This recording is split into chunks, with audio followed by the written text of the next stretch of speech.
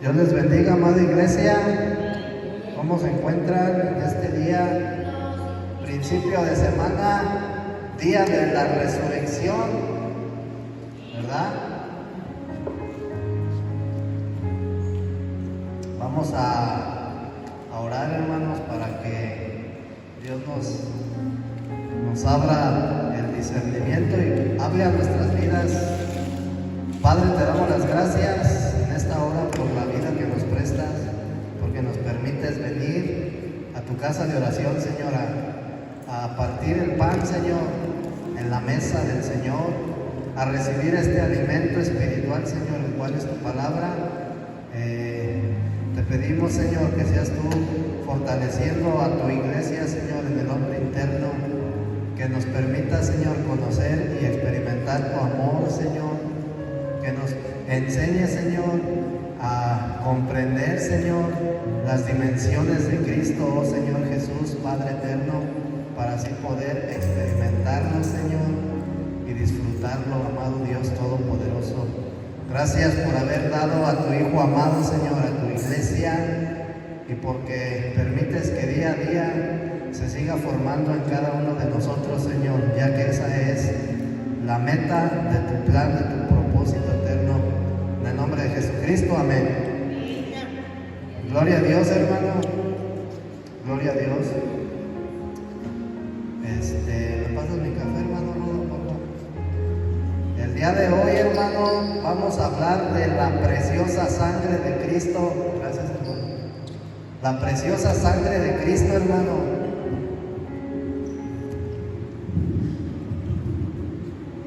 Amén. Muchas de las veces, hermano, el hombre a través de los siglos ha hecho muchas cosas para sobrevivir, ¿verdad? Y para sobrevivir, hermano, el hombre necesita ciertos elementos básicos. Por ejemplo, el agua es un elemento básico que el hombre necesita para sobrevivir, el oxígeno, ¿verdad? La vestimenta, ¿verdad? El don de vivir, ¿sí? Pero también, hermano, nuestro cuerpo necesita cosas para sobrevivir, ¿verdad? Necesitamos las proteínas, necesitamos las vitaminas, necesitamos minerales, necesitamos alimentarnos.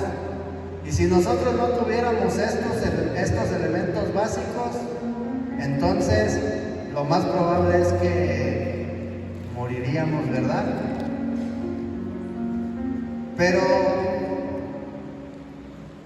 el hombre, hermano, te decía que durante muchas décadas, siglos, hace lo imposible por sobrevivir. Muchas personas hacen lo imposible, hermano, por tener una mejor vivienda, ¿verdad? Por tener un mejor empleo, por tener un mejor estilo de vida, etcétera.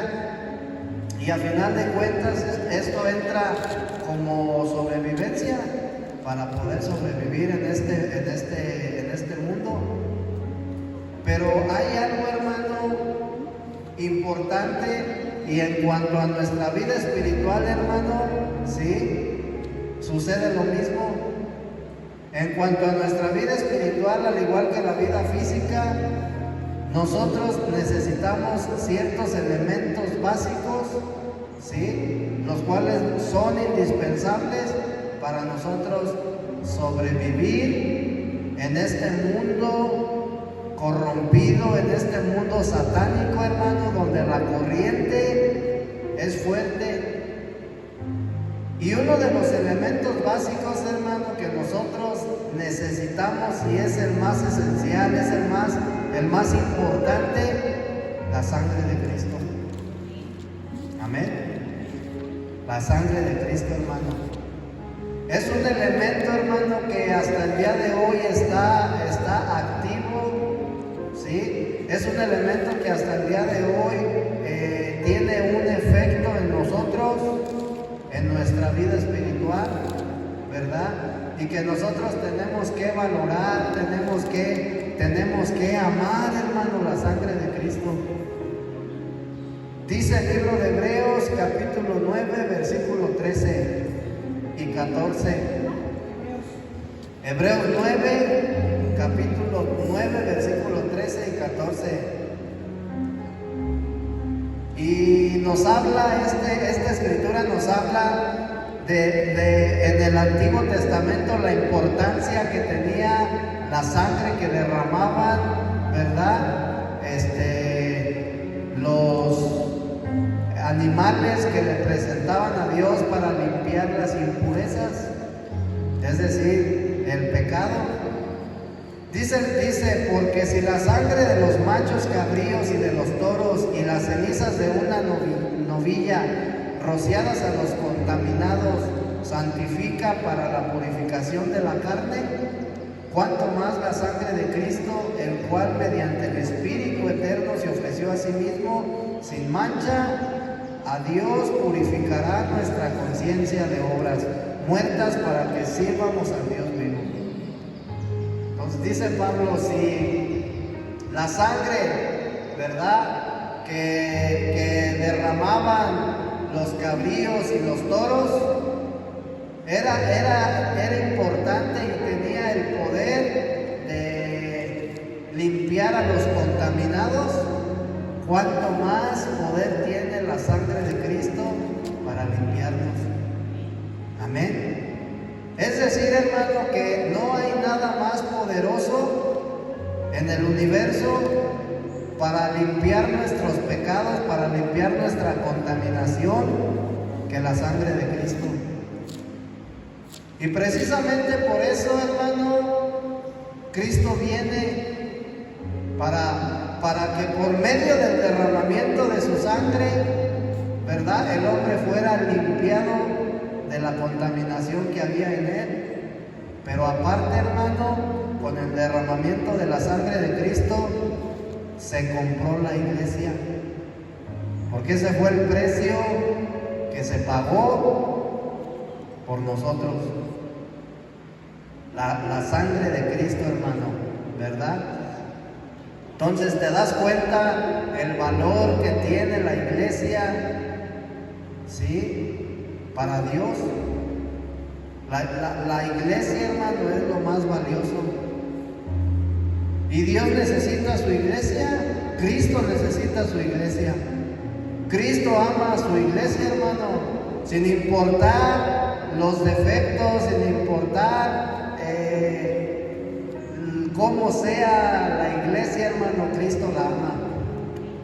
Y a través del caminar en el Señor, Cristo va edificando su iglesia, Cristo la va formando, la va moldeando, ¿sí?, para que en algún momento se convierta en una iglesia gloriosa. La iglesia, hermano, es el candelero. La iglesia es el reflejo de Dios. Muchas de las veces nosotros vemos los errores, ¿verdad?, de los hermanos, los criticamos, los juzgamos, no vemos al Cristo que está en ellos, no vemos la porción de Cristo que ellos tienen. Entonces la iglesia tiene una función en el mundo, en la tierra. La iglesia es el candelero, es la luz, el reflejo, ¿verdad?, de Dios. Ahora, un elemento entonces básico para nuestra vida espiritual es la sangre de Cristo. Ahora, ¿por qué nosotros necesitamos la sangre de Cristo? Tenemos que saber por qué la necesitamos. Hasta el día de hoy, hermano, a pesar de que ya nuestros pecados fueron limpiados, seguimos necesitando la sangre de Cristo, ¿verdad? ¿Por qué? Porque como seres caídos, hermano, que nosotros somos, porque aún dentro de nosotros sigue estando esa naturaleza satánica, esa naturaleza serpentina, ¿sí? Nosotros seguimos teniendo problemas. 3 problemas, hermano, tenemos, en los cuales la sangre de Cristo tiene una función para solucionar esos problemas, ¿sí?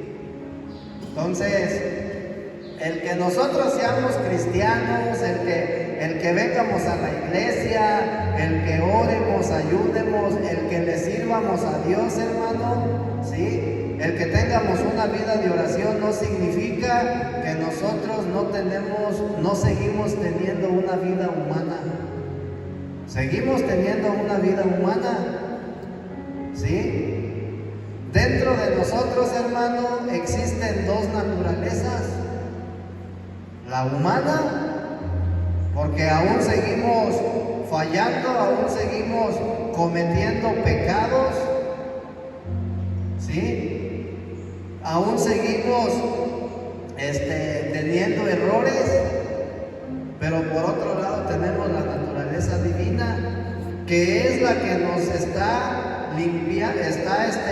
transformando todos los días. Y cuando hablamos de que tenemos la vida divina, hermano, es que tenemos a Cristo en nuestro interior, ¿verdad? Entonces, el hecho de que yo sea cristiano no quiere decir que no siga teniendo una vida humana. El hecho de que yo sea cristiano no significa que yo ya no le fallo a Dios, que yo ya soy perfecto, que ya no cometo errores, ¿sí? Entonces, es probable, hermano, que todos los días a nosotros nos asedien estos problemas de los cuales vamos a hablar, ¿verdad? Y estos problemas están relacionados con 3 personas. 3 personas, hermano. La persona, primeramente, es de Dios, nosotros mismos y Satanás.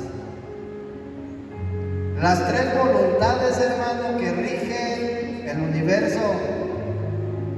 Las 3 voluntades que nosotros vimos en Génesis, ¿verdad? La voluntad de Dios, la voluntad del hombre y la voluntad de Satanás. Amén. Con respecto a Dios, hermano, con frecuencia el creyente o nosotros como cristianos nos sentimos separados de Él. ¿A quién no le ha pasado eso? Que hay días en los cuales yo me siento que me he apartado de Dios, siento que me he separado. Aun cuando vengo a congregarme, yo siento que vivo separado de Dios. Y eso es algo muy común, hermano, que al cristiano le sucede, ¿sí? Ahorita vamos a ver el por qué. Con respecto a nosotros, hermano, a menudo sentimos culpa, sentimos algún sentimiento, nos sentimos culpables, hermano, de algo, ¿sí? Y con respecto a Satanás, a menudo nos está acusando. Esos son los 3 problemas con los que tenemos que lidiar, ¿sí? Amén. Entonces,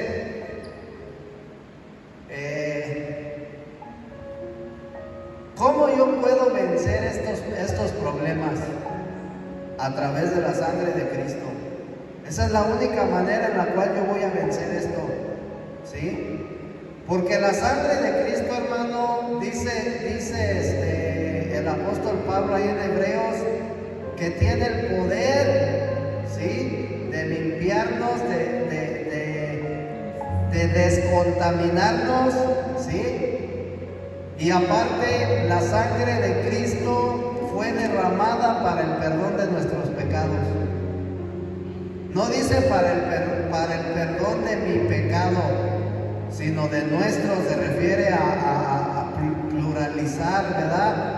Muchos.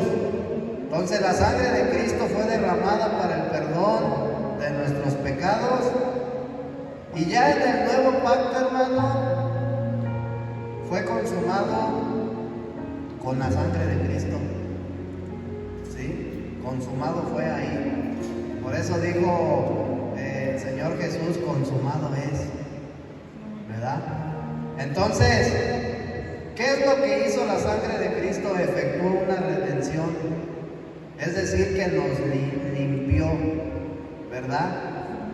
Una redención eterna que había en nosotros, ¿sí?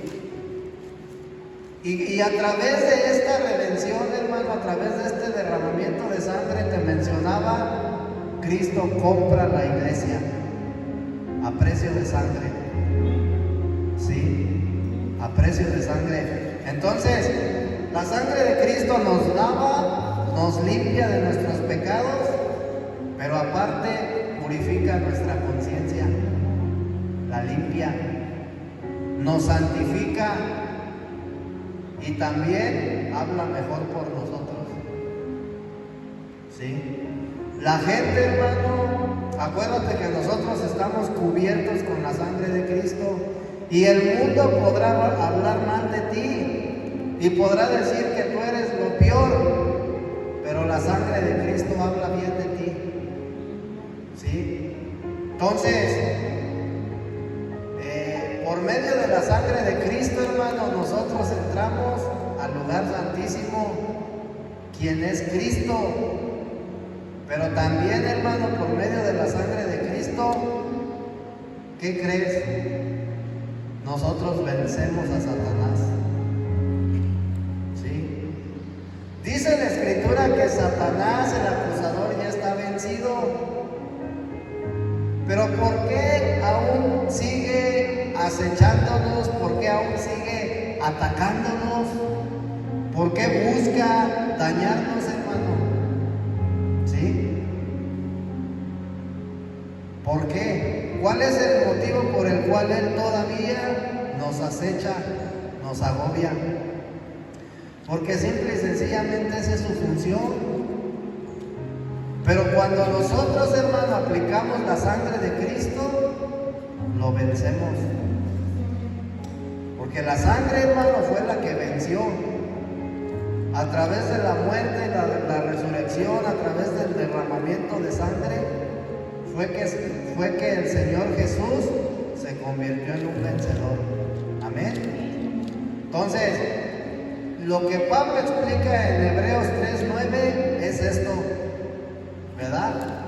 Ahora, nosotros debemos tener la sangre de Cristo en un gran estima, la tenemos que amar, no tenemos que considerarla como cualquier sangre, ¿verdad? Vamos a ver entonces el primer problema, hermano. El primer problema que como cristianos nosotros tenemos es que muchas veces nos sentimos separados de Dios, ¿sí? Vamos al libro de Génesis capítulo 3 versículo 8. Vamos a ver el ejemplo de Adán y de Eva. Génesis 3:8 dice: y oyeron a Jehová Dios que se paseaba en el huerto a la hora de la brisa. La hora de la brisa, ¿sabes cuál es?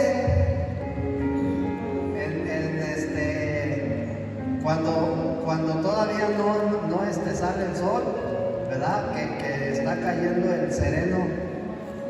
La hora de la brisa, cuando cae. Entonces, al amanecer, por así decir, ¿verdad? Y oyeron a Jehová Dios que se paseaba en el huerto a la hora de la brisa, y el hombre y su mujer se escondieron de la presencia de Jehová Dios entre los árboles del huerto. ¿Por qué se habían escondido estos hombres? ¿Por qué se escondieron? Porque ellos habían desobedecido a Dios, habían infringido su ley, habían roto ese mandato que Dios les había hecho de que no comieran del fruto del árbol de la ciencia del conocimiento del bien y del mal. Y por esa razón ellos, dice la Escritura, que cuando Dios entró al huerto, ¿verdad?, a buscarlos, no los vio, porque ellos ya estaban escondidos. ¿Qué significa? Ellos se separado de Dios. El pecado, hermano, que entró en ellos, separó al hombre de Dios. El hombre dejó de tener una relación con Dios, ¿verdad? Entonces, por eso se esconden. Pero antes de que Adán y Eva comieran de este árbol, ellos disfrutaban de Dios, porque vivían en su presencia. Antes de que ellos comieran de este árbol, ellos estaban continuamente en la presencia de Dios. Entonces, lo que Génesis nos enseña es que cuando ellos comen, se apartan de la presencia de Dios. Amén. Entonces, ¿qué es lo que hace el pecado, hermano? El pecado tiene la función de que cuando nosotros lo practicamos, hermano, siempre el pecado va a separar al hombre de Dios. Está el claro ejemplo ahí en Génesis, ¿verdad? Aunque nosotros seamos cristianos, hermano, posiblemente nosotros tenemos una experiencia en algún momento como la de Adán, alguna experiencia como la de Eva, ¿sí? Y yo te mencionaba que el hecho de que nosotros seamos cristianos y nos congreguemos, etcétera, no sepamos la Biblia al derecho y al revés, sirvamos al Señor, no significa, hermano, que nosotros no sigamos cometiendo pecados, ¿verdad? Vamos a ver qué significa la palabra pecados o cuáles son los pecados. En el libro de Gálatas, ¿verdad? Bueno, primeramente en Romanos, el apóstol Pablo habla de pecado y de pecados. Dice, mas la paga del pecado es muerte. Entonces, cuando habla de pecado, Pablo se está refiriendo a la naturaleza caída, a esa naturaleza que Satanás introdujo en el hombre. Y los pecados son los frutos de esa naturaleza, o son las obras, ¿verdad? Así como el Espíritu Santo y sus obras, su fruto, el fruto del Espíritu tiene obras, el pecado tiene un fruto y ese fruto tiene obras. Fornicación, adulterio, ahorita lo mencionaba la hermana en un principio, ¿verdad? Entonces, ¿de cuál, hermana? El libro de Romanos en el capítulo 7. Entonces, la palabra de Dios, hermana, nos enseña entonces que cuando la Escritura se refiere a pecado, se refiere a la naturaleza de Satanás, y cuando se refiere a los pecados, se refiere a las obras de esa naturaleza, ¿verdad? El hecho de que nosotros, hermano, estemos en Cristo no significa que no sigamos obrando en ocasiones conforme a la carne, que no significa que nosotros ya no sigamos viviendo en ocasiones conforme a la carne. Cuando el apóstol Pablo va a exhortar a los corintios, hermano, les dijo, ustedes son carnales, porque aún entre ustedes hay chismes, también hay peleas, hay contiendas. Entonces, ellos, aunque ya eran de Cristo, aunque conocían de Cristo, seguían practicando las obras de la carne, ¿verdad? Entonces, muchas de las veces, hermano, cuando nosotros cometemos algún pecado, porque lo seguimos cometiendo, dijo el Señor Jesús, si alguien está libre de pecado, que arroje la primera piedra. Entonces, muchas de las veces cuando nosotros cometemos algún pecado, por muy grande o muy pequeño que sea, ¿qué pasa después de que nosotros cometemos un pecado? Nos sentimos mal, ¿sí o no? yo cometo un pecado, hermano, después de que yo ofendí a alguien, después de que yo me robé algo, después de que yo transié a alguien, después de que yo forniqué, adulteré, porque eso es algo que se sigue viviendo en la iglesia, ¿qué es lo que sucede? Hay una separación entre Dios y yo. ¿Sí? Nos sentimos mal. Sí, ya la regué, ya le fallé a Dios. Y este sentir, hermano, este sentir que yo tengo de que me siento separado de Dios, es que siento que Dios no me oye, es que no siento la presencia de Dios en mi vida, ¿sí? Es algo que se encuentra en mi conciencia. Y este sentir que yo tengo es porque el Espíritu me está redarguyendo. Acuérdate que la conciencia es la primera parte que forma el espíritu humano, ¿verdad? Entonces, el redarguir, hermano, yo me empiezo a sentir que me he apartado de Dios, porque he cometido un pecado, ¿sí? Porque ya le hablé mal al compañero del trabajo, etcétera, hermano, ¿verdad? Entonces, debido a que Dios es justo, Él no puede tolerar ninguna clase de pecado, porque Él es justo. Entonces, después de que Adán pecó, hermano, Dios nunca le dijo, ¿qué has hecho? ¿Por qué lo hiciste? ¿Verdad que no? Dios, ¿qué le dijo? ¿Dónde están? Nunca le dijo, ¿por qué pecaste? ¿Por qué me desobedeciste? Sino preguntó, ¿dónde están? ¿Sí? ¿Dónde están? ¿Qué nos enseña esto, hermano? Que Dios no se preocupa, hermano, tanto por los pecados que nosotros seguimos cometiendo. En el Edén Dios no se preocupó tanto por el pecado que cometió el hombre.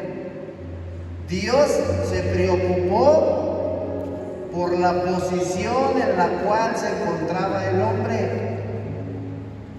¿En qué lugar estaba? Eso fue lo que a Dios le importó, porque por eso le dijo, ¿en dónde estás? ¿Sí? Entonces, Dios nos ama, hermano, a pesar de que nosotros sigamos cometiendo pecados. Dios nos ama, pero Él no tolera, Él aborrece los pecados que seguimos cometiendo. Amén. Entonces, mientras nosotros sigamos permaneciendo en el pecado, porque seguimos fallando. Mira, hermano, si yo soy una persona que estoy caminando en el Señor y yo sé que la Escritura a mí me dice que yo no debo de ser chismoso, un ejemplo, ¿verdad? Yo tengo que apartarme de ese pecado, porque si yo en Cristo sigo siendo chismoso, yo estoy pecando, ¿sí? Entonces, ese pecado, o a eso agrégale que soy bien enojón, que soy una persona problemática, que a donde quiera que me paro provoco, ocasiono problemas, y luego ya hay otros más fuertes, ¿verdad? Si yo soy una persona que aún en Cristo sigo practicando las obras de la carne, eso va a hacer que yo me sienta apartado de Dios. Esa práctica va a hacer que yo me aparte, que me separe de Dios, ¿verdad? Entonces, mientras yo siga practicando las obras de la carne, Dios se va a mantener apartado de mí. Se va a mantener apartado, yo me voy a mantener apartado de Dios. Mientras yo siga practicando las obras de la carne, ¿sí?, yo me voy a sentir culpable. Amén. Entonces, voy a vivir alejado de Dios. Ahora, para que yo vuelva a recobrar ese sentir de que Dios está aquí al lado de mí, de que Dios está, sentir la presencia de Dios en mí, necesito dejar de pecar. Necesito dejar de practicar las obras de la carne, y de esa manera Dios va a regresar nuevamente a mí. Amén. Porque nuestros pecados tienen que desaparecer. Tienen que desaparecer, hermano. Dice Isaías capítulo 59, versículo 12. Isaías capítulo 59, versículo 12. No es demasiado corta la mano de Jehová para salvar, ni se ha agravado su oído para oír. Pero vuestras iniquidades han venido a hacer una separación entre vosotros y vuestro Dios. Y vuestros pecados han hecho ocultar de vosotros su rostro, de modo que Él no nos oye. Es que Dios no me escucha. Yo le pido y Dios no me escucha. ¿Por qué? O sea, ¿te has preguntado por qué Dios no te escucha? ¿Qué estás practicando en tu vida? ¿Cómo estás viviendo? Dijo aquel hombre rico: ¿qué tengo que hacer para ser salvo? Tienes los mandamientos, cúmplelos, Señor. Yo todos esos los he cumplido desde joven. No, pues yo me porto bien. Pero muchas de las veces tenemos un basurero en nuestro corazón. Malos deseos, malos sentimientos, rencores. Y eso, hermano, nos aparta del Señor. Entonces, dice aquí entonces Isaías 59:2, pero vuestras iniquidades, es decir, nuestros pecados, han venido a hacer una separación entre ustedes y Dios. Y sus pecados han hecho ocultar su rostro, de modo que Él no los oye. Entonces, en todo el universo, hermano, existe un elemento, ¿verdad?, que es capaz de quitar, de limpiar nuestros pecados. Y ese elemento es la sangre de Cristo.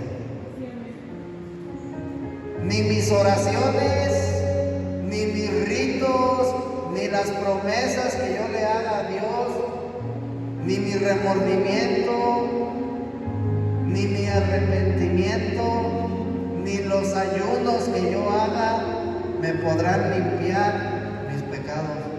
Solamente la sangre de Cristo, ¿sí? Únicamente.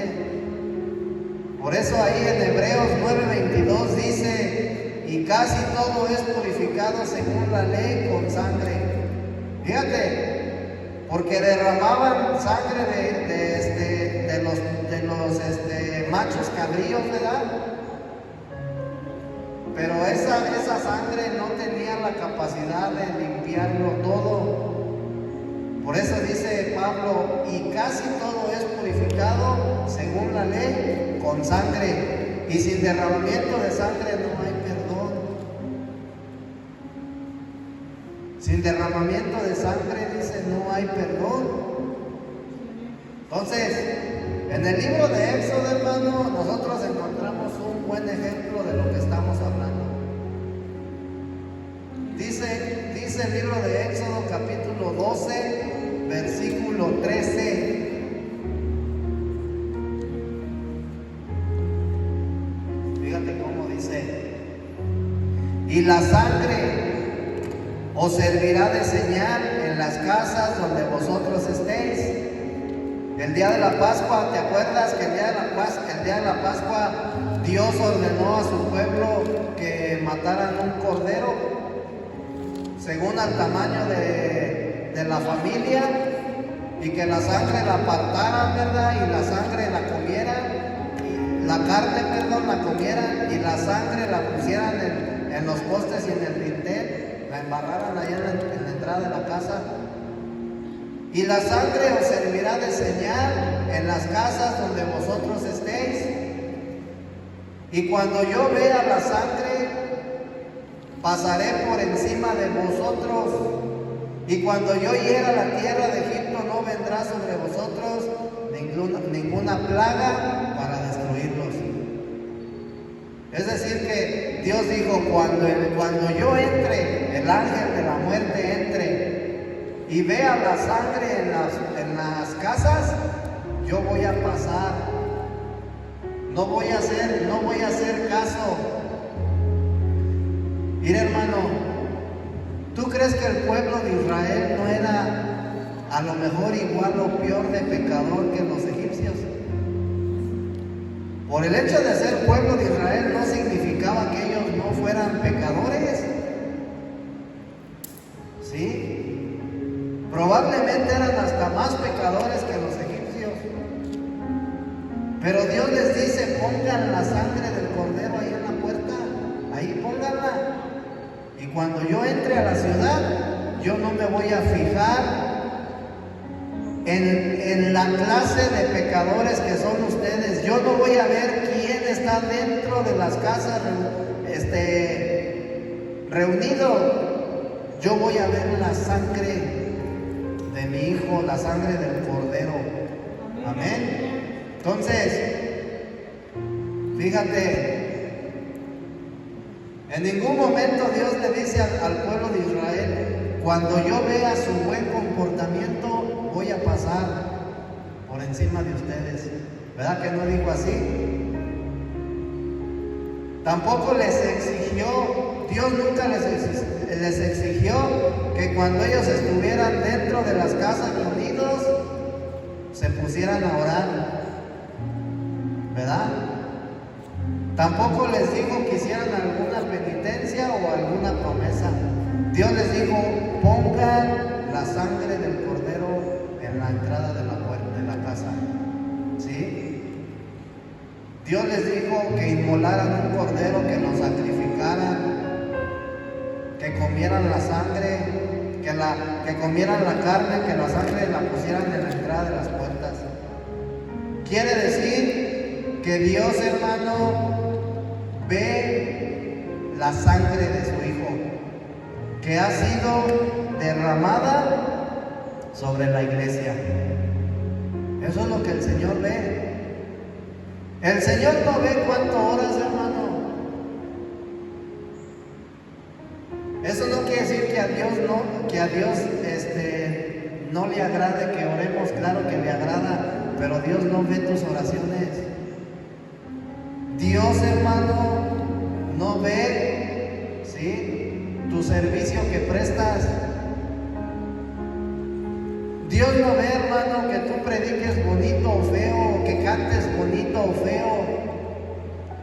Lo único que Dios ve de su iglesia, hermano, es la sangre de Cristo que fue derramado en ella. Lo único que Dios ve de la iglesia es la sangre de Cristo que fue quien compró a la iglesia. Amén. Dios no ve nuestro pecado.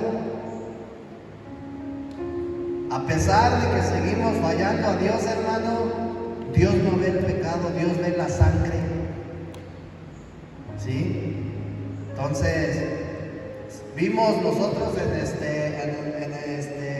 semanas pasadas que el Cordero Pascual tipificaba a Cristo, era un tipo de Cristo, ¿verdad? Entonces, fíjate, cuando Juan el Bautista, hermano, viene por primera vez a proclamar, ¿sí?, el Evangelio, ¿sí?, Cuando Juan el Bautista viene por primera vez a Cristo, dijo: he aquí el Cordero de Dios que quita el pecado del mundo. Esas fueron las palabras de Juan. Eso está ahí en el capítulo 1 del Evangelio de Juan, versículo 29.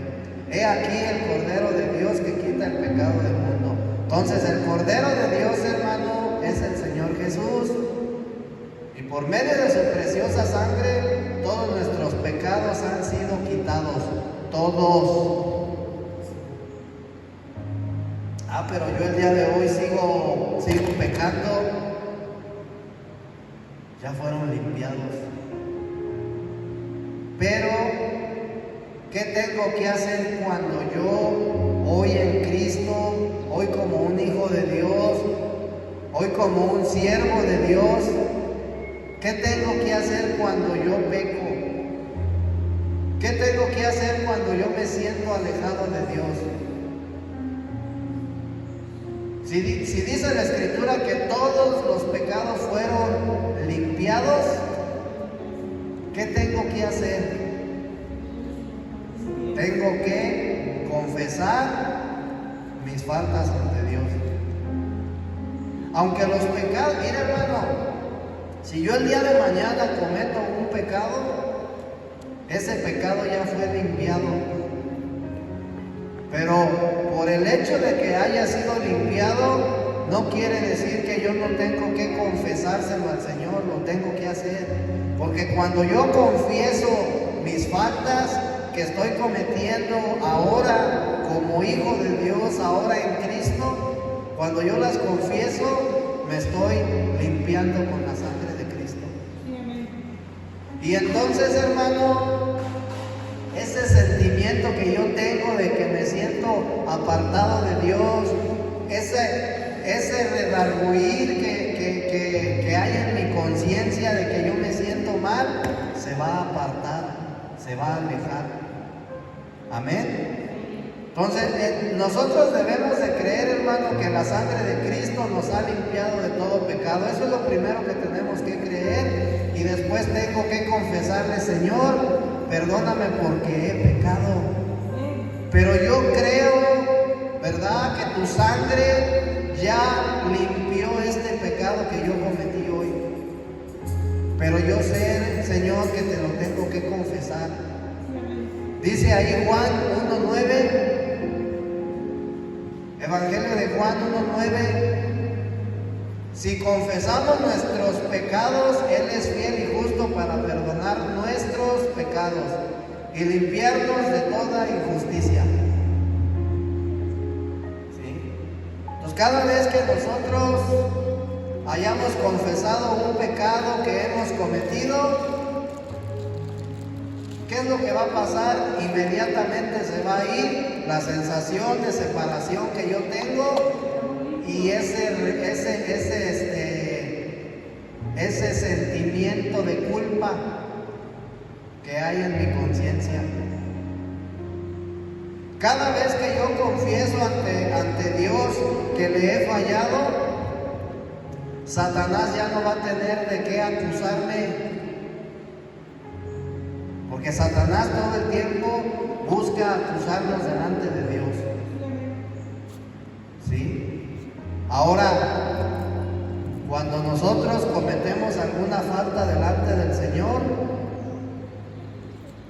lo primero que va a pasar en nosotros es que va a haber una separación, pero después vienen los sentimientos de culpa. ¿Sí? Y esos sentimientos de culpa, hermanos, se alojan en mi conciencia. Y cuando yo tengo un motivo, cuando hay un sentimiento de culpa, Satanás tiene con qué acusarme. ¿Sí? Entonces, esto es otro problema que los cristianos tenemos. Y este problema, hermano, tiene que ver con uno mismo, conmigo mismo, ¿verdad?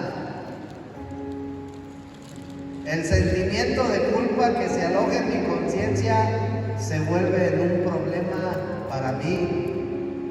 Amén. Fíjate, mira, los pecados que yo cometo por una parte ofenden a Dios, pero por la otra me contaminan a mí. Mi conciencia se contamina. Ahora, ¿qué es el sentimiento de culpa? ¿Qué es un sentimiento de culpa? Un sentimiento de culpa, mira hermano, ¿tú has visto cuando tiras la salsa Valentina en el cemento y la dejas un rato ahí y luego la limpias? ¿Cómo queda el cemento? Manchado, ¿verdad? Queda una mancha, y muchas de las veces esa mancha es difícil de quitar. Cuando nosotros, hermano, cometemos un pecado, ¿sí?, mi conciencia se mancha, y lo que nosotros conocemos como sentimiento de culpa, en otras palabras, es una mancha que el pecado ha dejado en mi conciencia, y no hay nada que la pueda limpiar más que la sangre de Cristo. Amén. Entonces, cuando el apóstol Pablo dice ahí en el libro de los Hebreos, capítulo 9, versículo 14, cuanto más la sangre de Cristo, el cual mediante el Espíritu eterno se ofreció a sí mismo sin mancha a Dios, purificará nuestra conciencia de obras muertas para que sirvamos al Dios vivo. Entonces, cuando yo le fallo a Dios, hermano, en mi vida cristiana, ya en Cristo, cuando yo le fallo a Dios, mi conciencia se mancha, y esa mancha, hermano, únicamente la va a poder quitar la sangre de Cristo, la cual sigue estando activa hoy. ¿En qué momento esa sangre de Cristo va a hacer su trabajo? Cuando yo le diga: Señor, amado Dios, te he fallado, he cometido tal pecado, yo sé que tú ya pagaste el precio en la cruz por el perdón de este pecado que yo cometí, pero necesito que tu sangre preciosa me limpie, que limpie mi conciencia. Amén. Entonces, cuando nosotros hacemos eso, ese sentimiento de culpa se va a ir, y entonces nosotros vamos a volver a Dios, a la comunión. Amén. ¿Cómo puede la sangre de Cristo purificar mi conciencia? ¿Cómo puede hacerlo? Vamos a ver un ejemplo. Cuando tú o cuando una persona se estaciona mal en algún lugar, van a suceder tres cosas, tres problemas. El primer problema es que cuando yo me estaciono en un lugar mal, estoy quebrantando la ley. Ese es el primer problema. El segundo problema es que una vez que yo quebranto la ley, va a venir una persona a darme una multa, una infracción, ¿sí? Y cuando a mí me dan una multa o una infracción, en ese momento ya tengo una deuda con el gobierno. No es con el policía, ¿verdad? Es con el gobierno. Y en tercer lugar, una vez que yo tengo la multa, ¿sí?, el policía a mí me tiene que dar un papel, una copia, ¿sí?, que me la tengo que llevar yo, y esa copia me va a recordar que yo tengo una deuda con el gobierno porque quebranté la ley, ¿sí? Y si yo no pago la ley, hermano, ¿qué va a pasar? Si yo no pago la multa, ¿qué diga? Voy a tener un problema ahora con la justicia, voy a tener un problema judicial. Amén. Entonces, si Si yo no pago la ley, mi problema se va a convertir en un problema aún más grande. Pues esto es un cuadro de lo que sucede cada vez que nosotros pecamos. Cada vez que nosotros pecamos, hermano, primeramente estamos quebrantando la ley de Dios. En segundo lugar, le debemos algo a Dios. Por eso dice, mira hermano, cuando tú quebrantas la ley de Dios, tú te vuelves en un deudor. Y entonces le debes algo a Dios. Por eso Pablo dice, la paga del pecado es muerte. La deuda. ¿Sí? Entonces, una vez que yo me convierto en un deudor, tengo un sentimiento de culpa en mi conciencia. Y este sentimiento de culpa, hermano, es como la nota que me dio el tránsito para recordar que yo tengo una deuda con el gobierno. Ese sentimiento de culpa es el que a mí me recuerda que yo le fallé a Dios. Que yo le fallé a Dios. Y es el que me recuerda que tengo que pagar la deuda. ¿Cómo voy a pagar la deuda? Presentándole mi pecado a Dios. Señor, he pecado de esta manera, lo confieso delante de ti, límpiame con tu sangre, y entonces la deuda queda nuevamente pagada, limpia. Que nuestro récord, dicen por ahí, queda limpio. Amén. Gloria a Dios. Entonces, la muerte de Cristo, hermano, en la cruz es el mensaje de las buenas nuevas. Es lo que anunciamos y lo que han anunciado los profetas, hermano, por muchos años, muchos siglos. Y la muerte de Cristo es lo que satisface todos los requisitos de la ley de Dios. ¿Sí? ¿Qué quiere decir esto? Que la deuda que nosotros tengamos por nuestros pecados fue pagada en la cruz. Pero yo aún sigo teniendo una naturaleza carnal, aún sigo fallando y tengo que entonces confesar mis pecados para que quede limpio de toda deuda nuevamente. ¿Sí?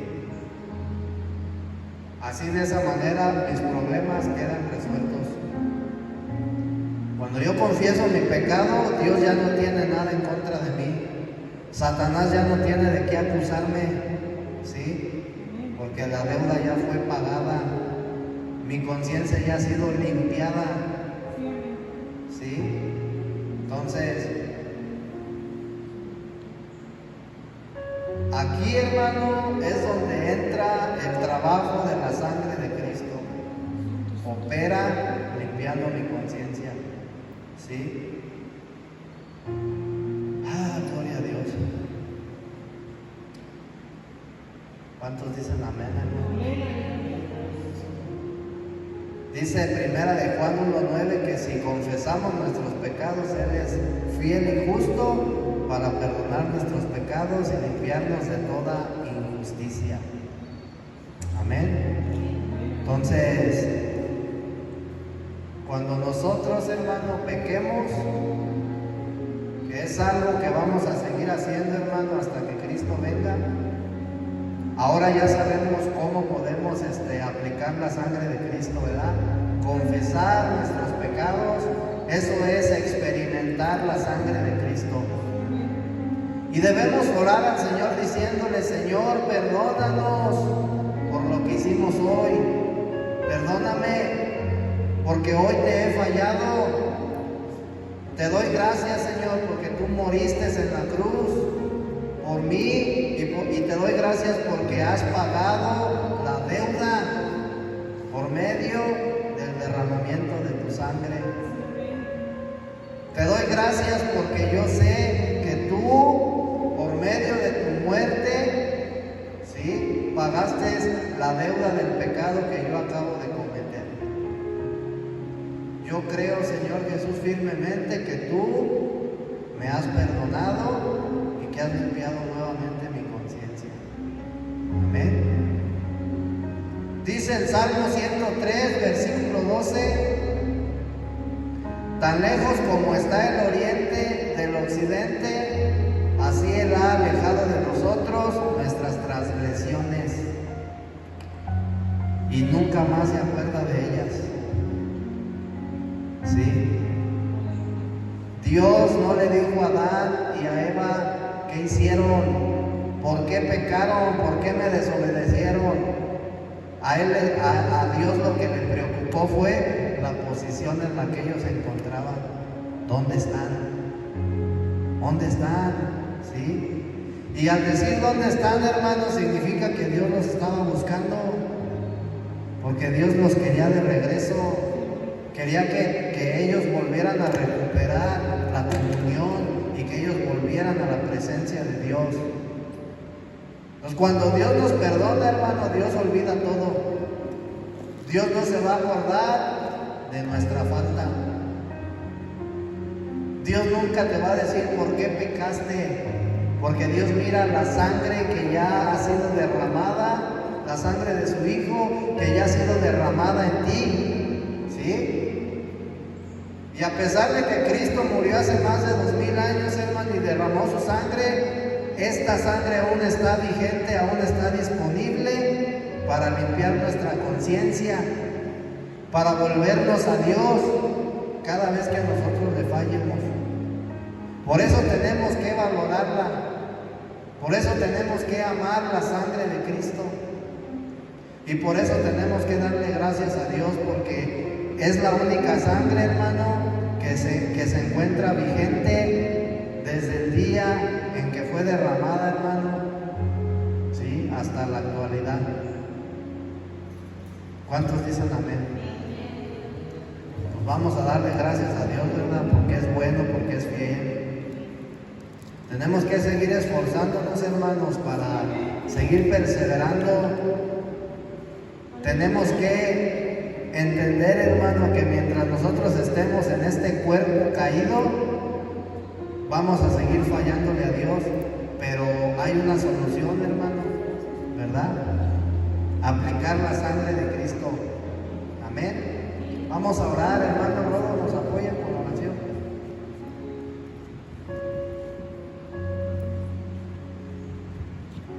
Amén. Qué tremenda enseñanza, hermanos, ¿verdad? Damos gracias a Dios por la vida del pastor Salinas, hermano, un hombre que se esfuerza porque así lo agradó el Señor, hermano. Así de eso se agradó el Señor, de levantar siervos como el hermano. La gloria pertenece a Cristo, hermanos. Amén. Pero estamos en un buen lugar, hermano. Estamos en un buen lugar donde se predica la sana doctrina. Yo te invito a que pues no veas, hermano, quién está a tu lado, quién viene y quién no viene, ¿verdad? Agradezcamos a Dios que estamos en un buen lugar aprendiendo de su palabra. Y con respecto al tema, fíjate que yo he aprendido, hermano, que la humanidad sufre, hermanas, ¿verdad? El mayor problema de la humanidad, ¿sabes cuál es? Que la conciencia nos atormenta, hermano. Por eso están los auges de los psiquiatras, ¿verdad? Psiquiatras, psicólogos que solamente, ¿qué hacen? Apaciguan o tranquilizan, hermano, la conciencia con los medicamentos psicotrópicos, pero jamás quita el problema que es el pecado, hermanas. Ese es el verdadero problema del ser humano. El pecado atormenta la conciencia del ser humano. Por eso muchos viven hundidos en los vicios, suicidándose, dependiendo de pastillas, cuando la verdadera respuesta al ser humano es la sangre de Jesús, hermano. Bien lo dice ese versículo, que la sangre de Jesús limpia nuestras conciencias ¿de qué? De malas obras. Amén. Yo les invito, hermanos, a que valoremos a nuestro pastor, oremos porque el Señor traiga almas a la iglesia, hermano. Está esa petición en tus oraciones. Y si no, yo te pido que a partir de hoy en la noche pidamos a Dios a que el Señor siga trayendo a los que han de ser salvos, hermano. Amén. Y siga fortaleciendo al pastor Salinas, le siga dando las fuerzas, el ánimo, para que siga dando estos temas de edificación a la iglesia, hermano. Valoremos, hermanos, valoremos las enseñanzas. Amén. Bendito y buen Creador, Dios grande, Dios fuerte, Dios temible, te damos gracias por la vida de tu siervo Alberto Salinas. Bendito y buen Padre, hermano, te seguimos pidiendo que te sigas glorificando, Señor Jesús, en la vida del pastor, que lo sigas ayudando, que sigas poniendo en él esa gran hambre por conocerte, por servirte, amado y buen Creador. Como al igual te pedimos que sigas teniendo gente a la iglesia, amado y buen Dios, que sigas obrando, Padre eterno, en cada uno de mis hermanos y hermanas, dándonos un corazón sensible a tu palabra, ayudándonos, Señor, a no ser soberbios, orgullosos. Sabemos que aunque ya somos salvos, seguimos fallándote, pero ayúdanos a que cada mañana y cada noche que nos permitas terminar un día, reconozcamos ante ti, Dios soberano, nuestras fallas, nuestros pecados, para que así venga el bálsamo, Señor, para que así venga la limpieza, amado y buen Dios, a través de la sangre preciosa de Jesús, que aún, Señor, después de 2000 y tantos años, aún sigue fresca y activa en todos aquellos que te invocan, amado y buen Dios, con un buen corazón. Bendito y buen Dios, gracias por esta iglesia, gracias por la vida, gracias por este buen inicio de semana. Permítenos pasar una buena tarde con nuestras familias en todo lo que vayamos a hacer, Señor, y te glorificamos y damos gracias, amado y buen Señor Jesús, porque solo tú eres digno de ser alabado y de ser exaltado en el nombre tuyo, Señor. Amén.